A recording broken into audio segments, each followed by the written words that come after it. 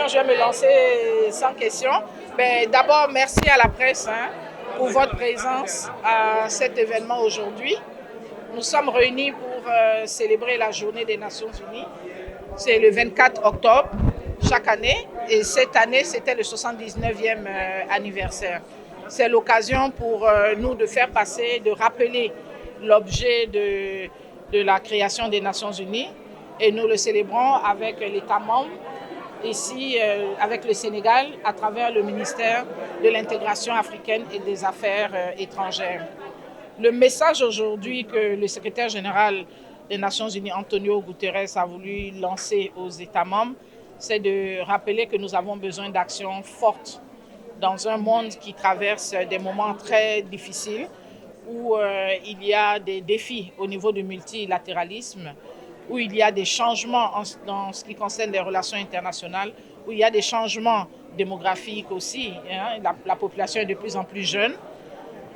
C'est important de rappeler que le multilatéralisme doit toujours perdurer pour adresser les conflits dans le monde. Plus que jamais, les Nations Unies, aujourd'hui, nous en avons besoin. Les Nations Unies ont été créées en 1945, après la Deuxième Guerre mondiale, avec pour ambition de faire en sorte que le monde ne retourne plus dans la guerre.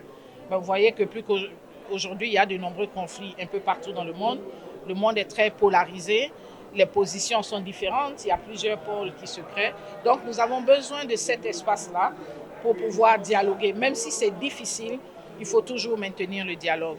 Et c'est dans ce sens que le pacte pour l'avenir a été adopté par l'ensemble des États membres par consensus le mois de septembre lors de l'Assemblée générale des Nations Unies. Le Sénégal a joué un rôle très actif aussi bien dans la négociation du pacte que durant son adoption au mois de septembre.